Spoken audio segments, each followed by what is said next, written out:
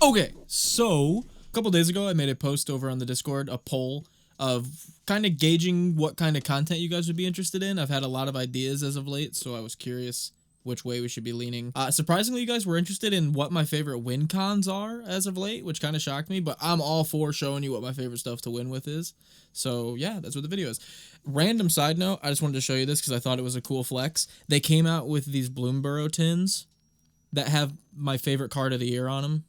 Run away together. That's my favorite art on any card. I absolutely love the art. So I was stoked that they had a tin. So my grandma got me one of these for Christmas, which I thought was cool. But I realized the other day that I had a Runaway Together art card, and I had Runaway Together. So, I mean...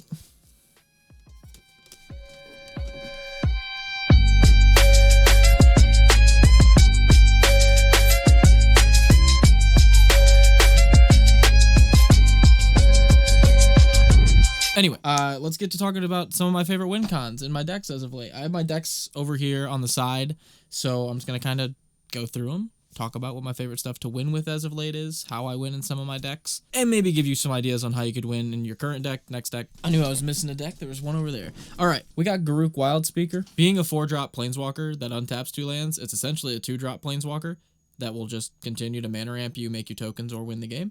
But with all the powerful 2-drop mana ramp in the game now, and just like 2-drop cards in general, most of the time you play Garruk into another really strong 2-drop. Like I said, his minus spits out 3/3 beasts, which in a token deck, definitely relevant. And his -4, I think? Yeah, -4 is just an overrun on a Planeswalker. So if you want to just +1 past the 4 so it doesn't die when you -4, you pretty much have infinite overruns over the course of a game. But I think 1 will probably do ya.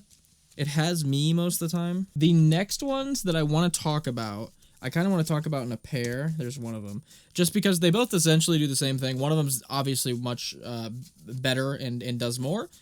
But they definitely deserve to be talked about together. These are a part of my Tasigur Spellslinger deck. And I haven't talked about this on the channel yet, but I am going to soon. Jumping into that deck, I kind of thought it was going to be a bit of a challenge to find anything that would reward me for playing instants or sorceries in those colors.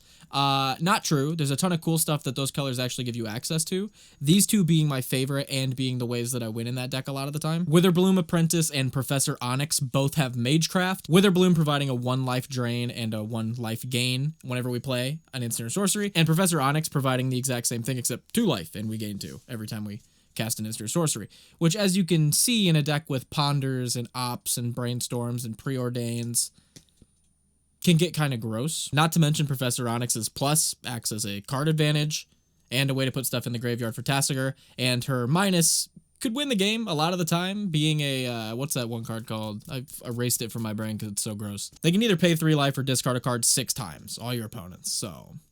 Torrent of Hailfire. Boom. As soon as I said the ability, it was like shocked back into my brain. So this easily has to be my favorite way to win the game. It's probably one of my favorite cards of the last year. Definitely my favorite card out of Foundations. Especially in the deck we're going to talk about and like with the cards around it, it becomes extremely strong. Homunculus Horde.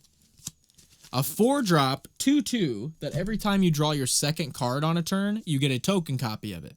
It's a copy, so you'll get 2, then 4, then 8, then 16, then 32. Now, having, like, the right list around this makes it extremely gross. Like, by itself, you get enough homunculuses, you can win the game. I consider that just a win con by itself a lot of the time. You need the engines or the ways to be able to draw additional cards on turns. So in my Goshinte Shrine deck, where we have a bunch of enchantresses like Satyr Enchanter, and we have shrines like the Sanctum of Calm Waters, where you can draw additional cards, we're going to be getting homunculus tokens. Paired with the Impact Tremor style effects in the deck, you can either bash face with a ludicrous amount of homunculuses, or you can ping people with Impact Tremors. Whatever you're feeling that day. The next one actually isn't in one of my decks. So, okay, so kind of weird. Not in one of my decks, haven't won with it. Still felt the need to put it on the list because I think it's a very cool card. I just haven't found the right deck for it. It still feels the same as all these other cards. You know what I mean? Where I'm like, ooh, I like that way to win. So it's here. Dragonhawk Fate's Tempest is 3 and 2 red for a 5/5 flying. Whenever it enters or attacks, exile the top X cards of your library, where X is the number of creatures you control with power 4 or greater. You may play those cards until your next end step. At the beginning of your end step, Dragonhawk deals 2 damage to each opponent for each card still in exile. So in my head, I'm like, if you have 4 other creatures that have 4 or higher toughness, and then you play Dragonhawk, you get to exile the top 5 cards of your deck, which is tons of card advantage on top of having a 5/5 beater in play now. But if those cards don't get used, you deal 10 damage to each opponent, which is pretty good. Not to even mention if you run haste enablers, you can then swing with Dragonhawk the turn you play it, exile 5 more. That's 20 damage to each opponent. This seems so cool. I just feel like it needs the right deck. There's some kind of deck where it either enables haste or runs a lot of haste enablers, and the commander consistently makes tokens that are 4/4s, or the whole deck cares about big creatures, or it buffs up. I just feel like there's something here that could be so cool with Dragonhawk Fate's Tempest. So this is more of a question for you guys. If you could think of a deck that this would work really well in, feel free to comment that deck, because I really want to run this card and win some games with it. So next I want to talk about Selfless Spirit. This is one that I wasn't going to put on the list because I guess that's not really a win. But then I thought about it. It totally is. It totally is a win con. Like, a lot of the games you get it in play, honestly. So it's a 2/1 flying. That's not really going to win you games on its own. It will get in some like flying damage here and there. But the thing is, you sack it, it gives your board indestructible.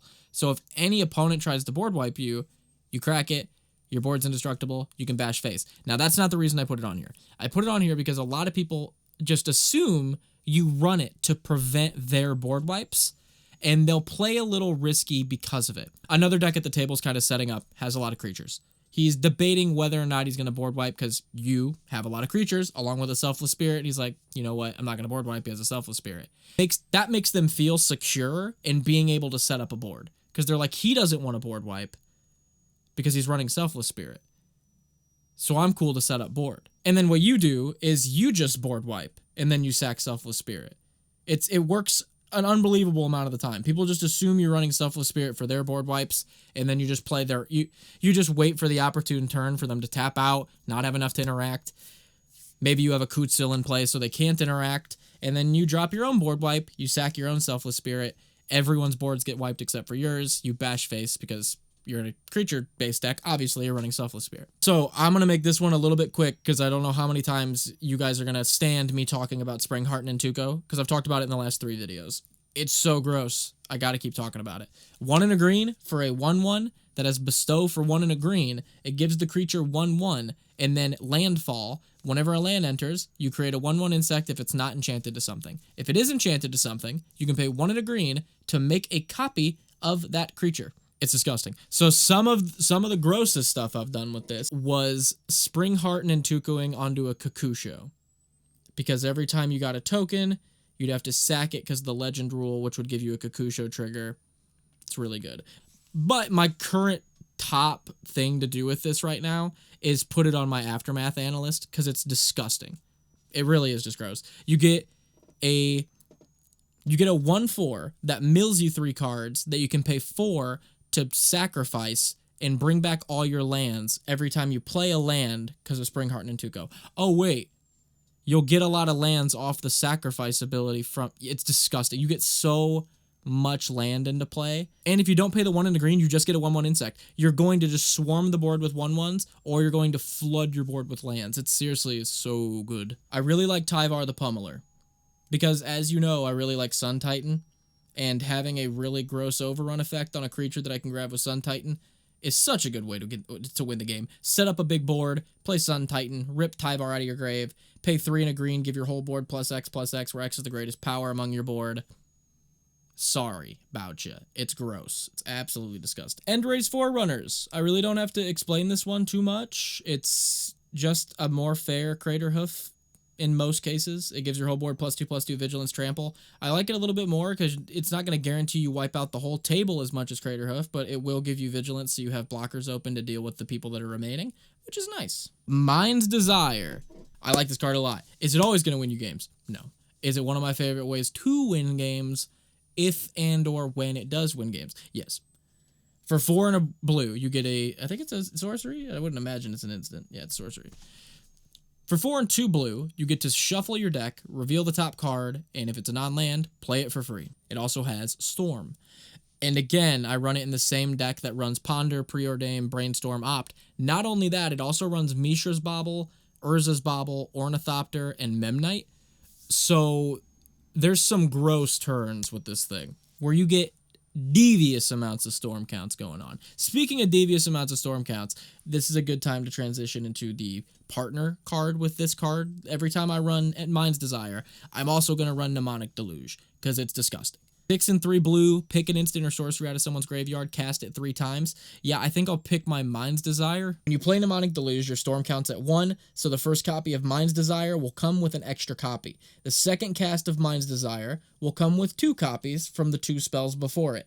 And the third and final copy of Mind's Desire will come with 3 copies from the 3 spells before it, leading to a grand total of 9 Mind's Desires. And even if that's not right, it's somewhere close to 9. And that's disgusting. That'll win you a game. This next one's not in any of my decks either. I'm going to pick some up. It's actually from my cousin's deck, and it's easily my favorite way that he wins the game. I think it's so cool. Sakashima's Will. It's 3 and a blue. The first part lets you, like, let an opponent pick something and you steal it. It's not great. Second part, you pick a creature you control, and your whole board turns into that creature. Yeah, so this is in his Brea deck. So that deck produces a lot of tokens, and then it runs stuff like Wormcoil Engine, or like Mere Battlesphere, and then turns his whole board into that thing.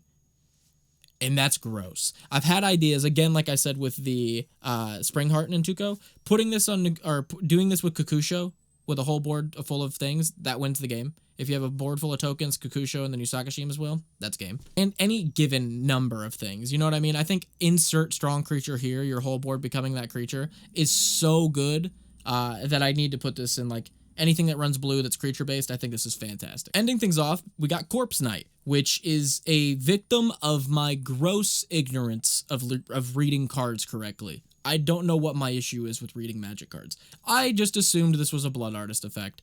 No, it does it on your ETBs, which is disgusting. It's in my Carador deck because a ton of my stuff in that deck produces tokens. And draining everybody a life for just a creature ETBing, doesn't say non-token, is really good. That's actually a disgusting way to bring home a game. Someone brought up in my last video Suture Priest, which is not in the list yet, but it's going to be in the list as soon as I go pick one up, and it would also be a part of this list if I already had one and had won with it. But you know what? Dragonhawk's Fate's Tempest is on here, and I haven't won with him, so Suture Priest is on here now.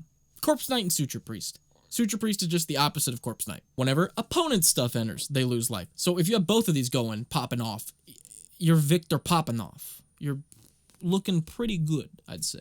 And yeah, those are my favorite ways to win right now. If you have any cool ways that you think kind of like line up with how I like to win, because this seems all over the place to me, but maybe as an outsider, you're like, this guy likes to do blank.